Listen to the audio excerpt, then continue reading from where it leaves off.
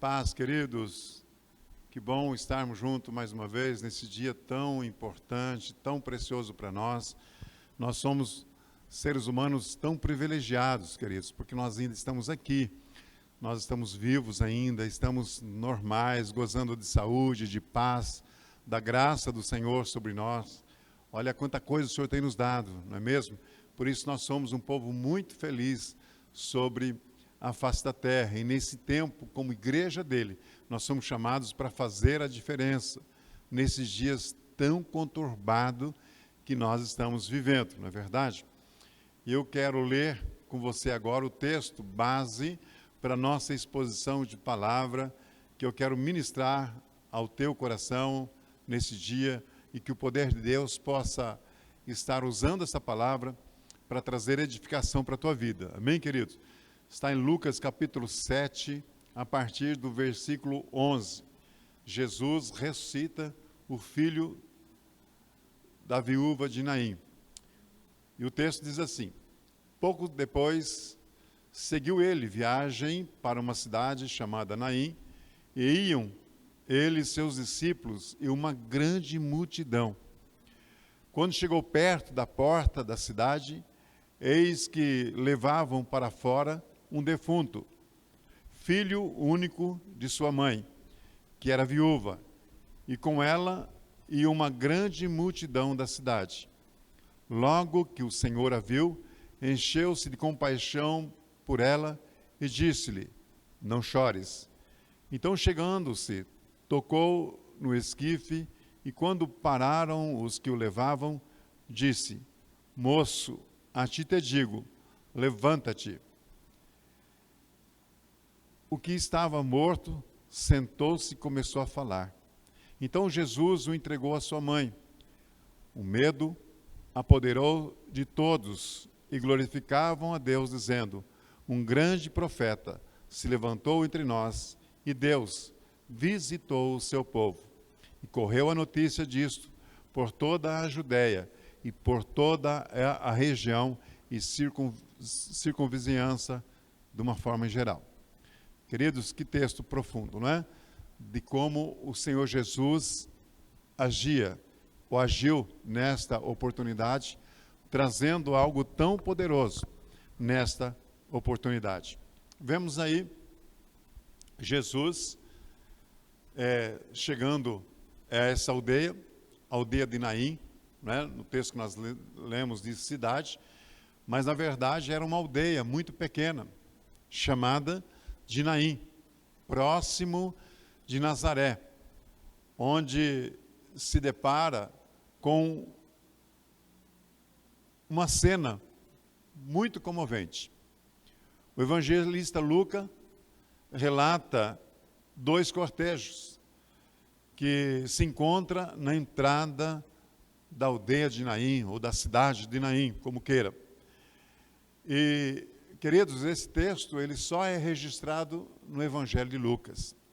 Então nós vemos aí que de um lado o cortejo, uma grande multidão, daqueles que estavam seguindo pós-morte, né, sem esperança, que saía da cidade ou da aldeia de Naim, conforme queira. E uma grande multidão acompanhava a mãe viúva, que leva seu filho único para ser sepultado. E neste tempo, os cadáveres, eles eram enterrados, considerados impuros, e eram enterrados fora dos muros da cidade. O cemitério naqueles dias era fora dos muros da cidade.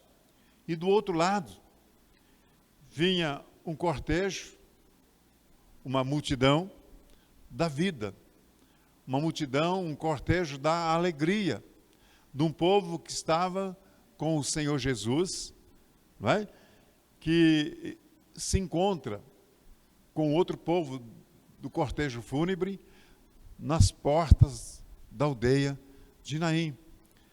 Jesus é acompanhado de seus discípulos, conforme já dissemos, de uma grande multidão que vinha da cidade de Cafarnaum.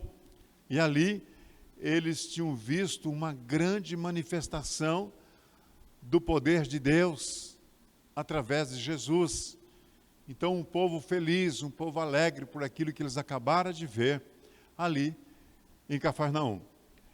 E o evangelista Lucas chama o Senhor Jesus de Senhor pela primeira vez.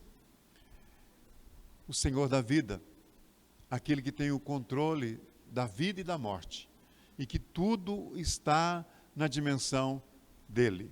E este é exatamente o nosso tema, queridos, desta palavra. Verdadeiramente, Jesus é o Senhor da vida. Olha que coisa profunda, não é? Ele é o Senhor da vida. E naqueles dias, algo tremendo, poderoso, por parte do povo. A cada dia eles descortinavam, estando junto com Jesus, andando com ele e vendo os sinais, os prodígios e maravilha que o Senhor Jesus, o Filho do Deus vivo, estava realizando naqueles dias. Então, o que nós vemos aí, queridos? Nós vemos lágrimas de uma mãe. Na versão NVI, no versículo 13, diz assim: ao vê-la, o Senhor se compadeceu dela e disse: não chores. Olha que coisa interessante. Jesus se compadeceu da mãe que vinha chorando em lágrimas, porque tudo que tinha, tudo que restava para ela era o seu filho, porque ela já era viúva, como nós vimos no texto. E agora ela perdera também o filho.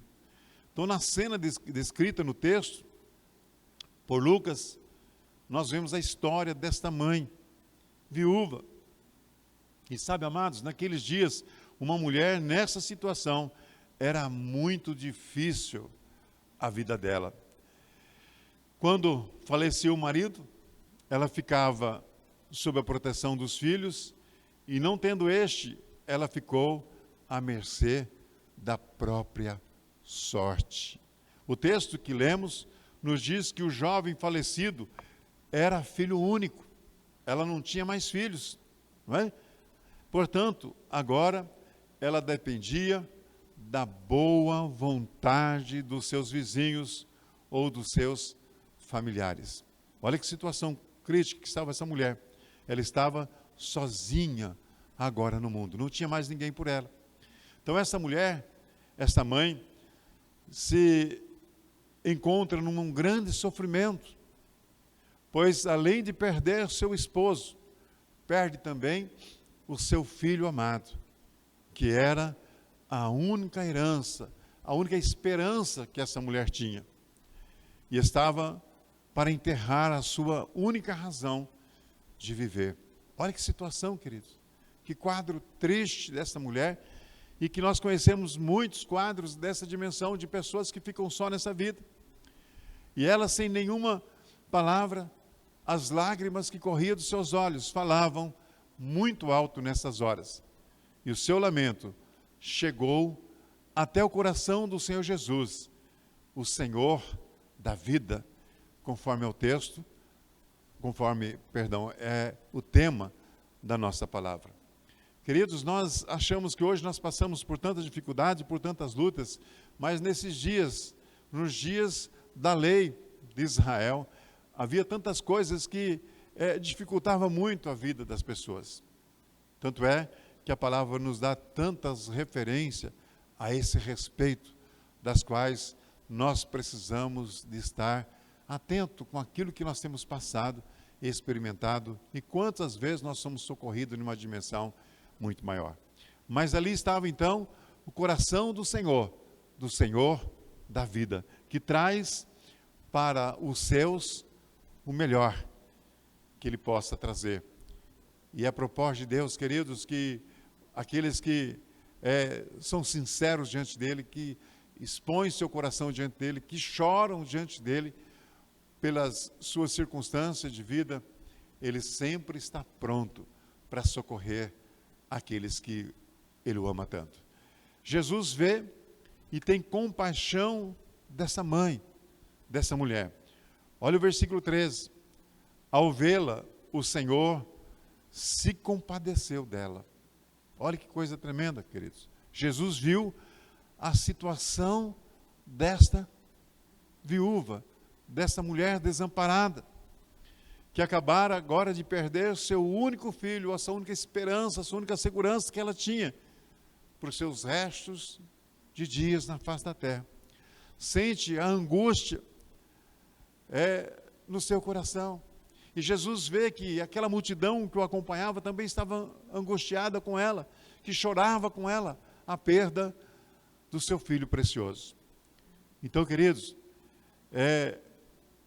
quando o Senhor se cruza com essa mulher, quando Ele passa por ela, Ele sente muita compaixão, porque ela era tão amada das pessoas com quem ela estava caminhando, rumo ao Campo Santo, rumo ao cemitério.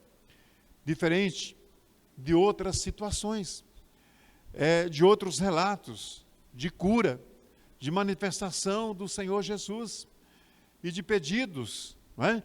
De casos completamente diferentes, de que pessoas que chegavam até Jesus e faziam ali uma interferência, um pedido em favor de alguém.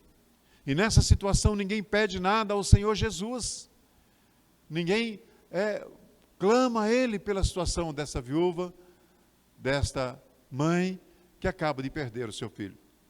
Sabe, querido, Jesus, com um olhar cheio de amor, cheio de ternura, e sente a necessidade desta mãe. Ele se dirige a esta mulher que chorava copiosamente pela perda de tudo, do maior bem que ela tinha, que era o seu filho. E ele diz apenas 2 palavras de consolo e de conforto para esta mulher. Ele dirige a ela e diz: não chores.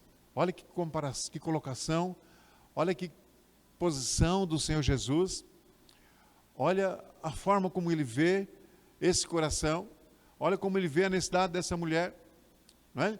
E isso revela que havia uma esperança para esta mulher, uma esperança que estava agora nas mãos do Senhor Jesus, não é? Jesus estava lhe dizendo: não vai mais existir motivo para essas lágrimas, não vai haver mais motivo para esse choro, para essa dor. Com 2 palavras que ele diz, não chores, está incluído todas essas colocações de um coração terno, de um coração amoroso, que muito se preocupou com a situação dessa mulher. Sabe, querido, Jesus chegou, o Senhor da vida chegou ao lado desse caixão, não é? E com muito amor Ele expressou quem Ele era. Jesus se aproxima e suas palavras restituem a vida a esse menino. O versículo 14 e 15 diz assim: depois aproximou-se e tocou no caixão, e os que carregavam o caixão pararam.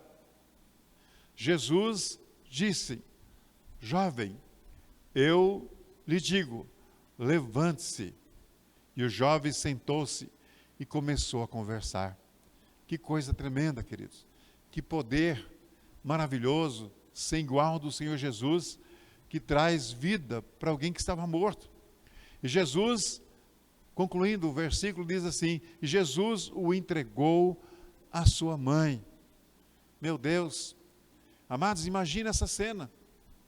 Você num cortejo fúnebre, ou de repente lá num velório, e chega alguém cheio de autoridade, cheio de poder, cheio da graça, cheio da virtude, e expressa dessa forma como o Senhor Jesus expressou, e diz para o menino: jovem, eu te digo, levanta-te.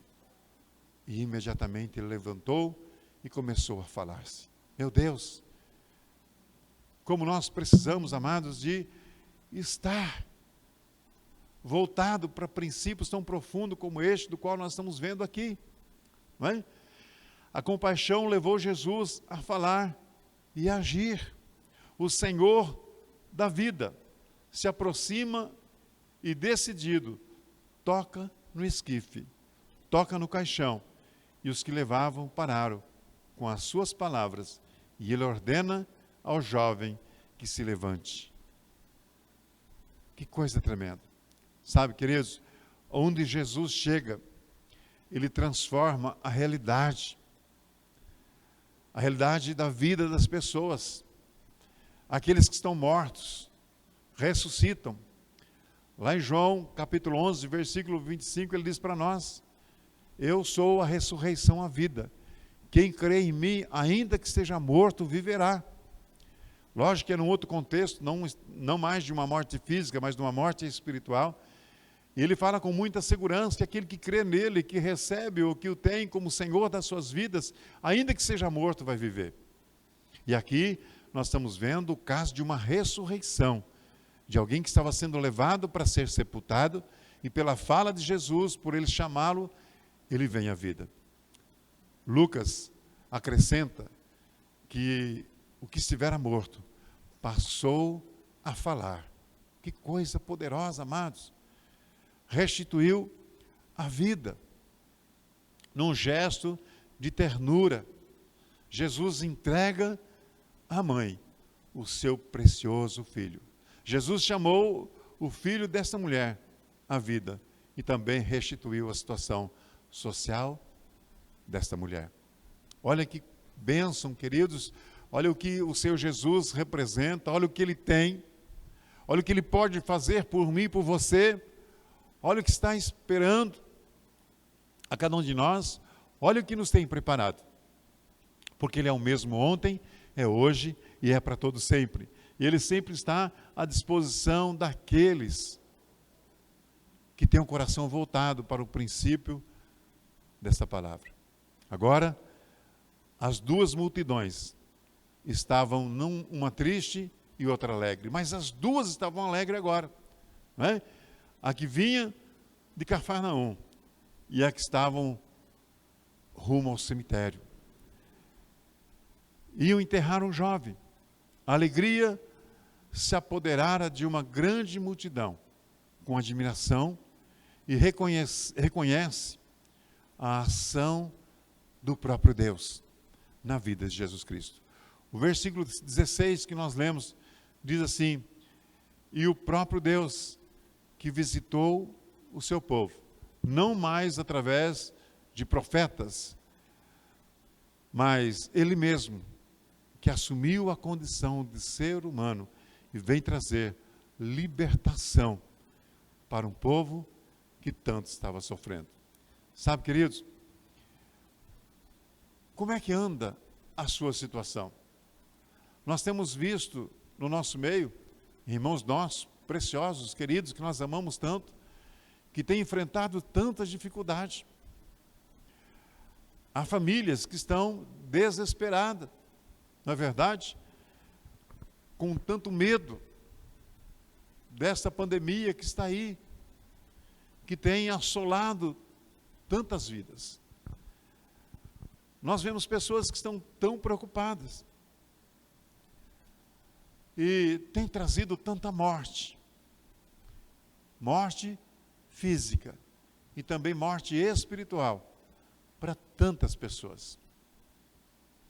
E eu pergunto para você, o que está morto na sua vida? O que tem estado morto na sua casa? O que não tem mais sentido para você? Seus sonhos foram embora? Sua saúde não é mais a mesma?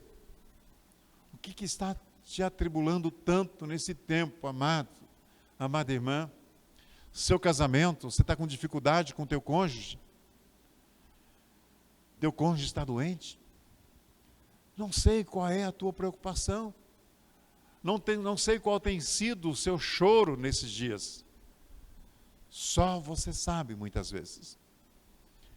Sabe, queridos, aquele momento em que você se põe a chorar, lá, fechado, trancafiado no teu quarto, para ninguém ver o seu choro.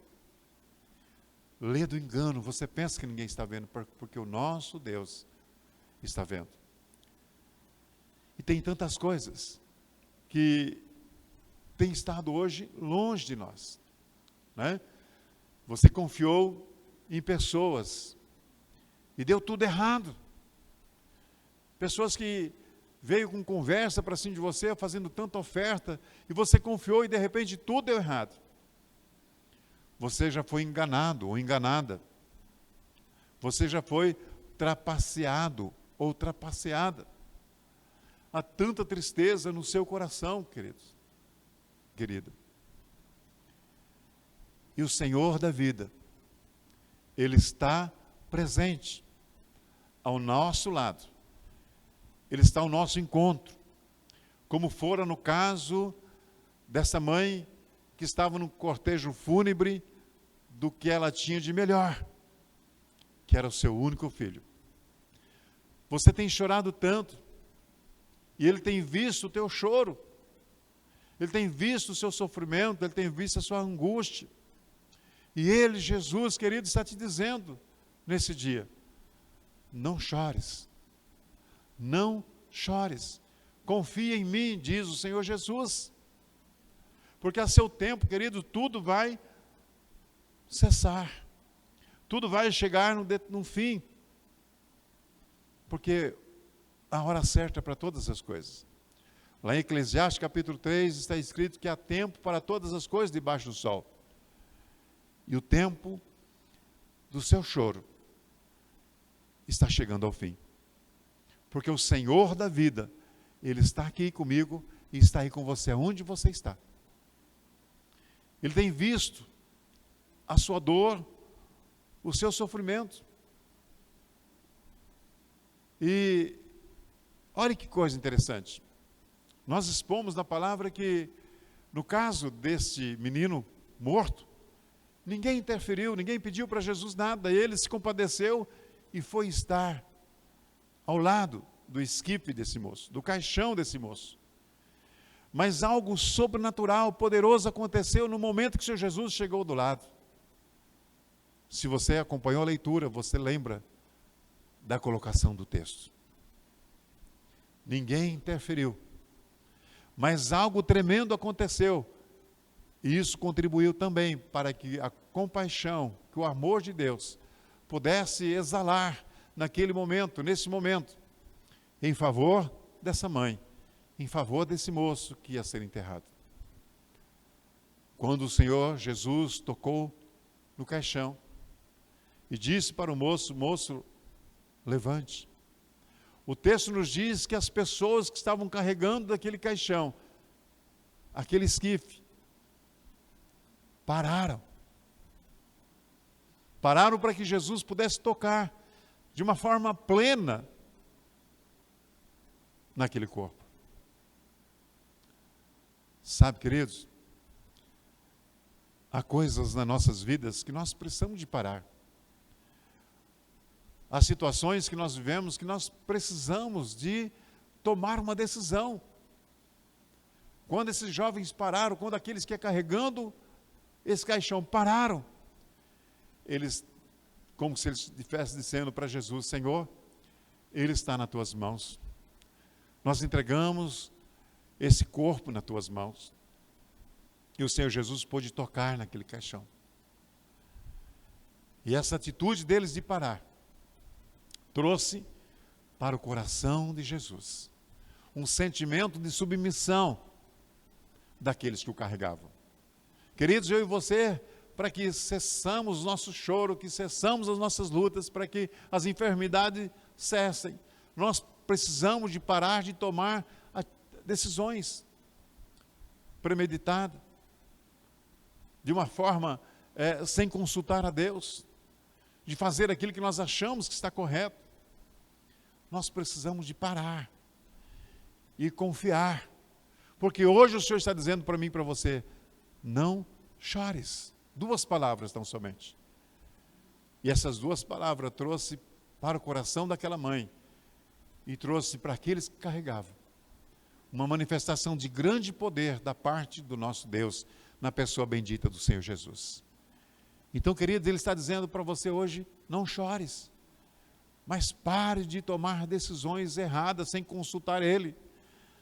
Eu não sei em que área que você está tendo problema, não sei em que área que você está tendo luta, dificuldade.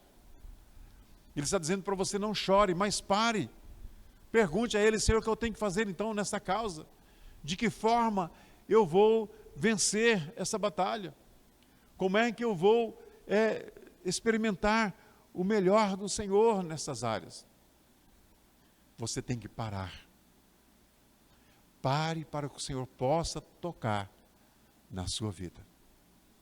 E olha que coisa linda, não é? Que nós vimos aí no texto que nós lemos. Jesus se aproxima e tocou no caixão.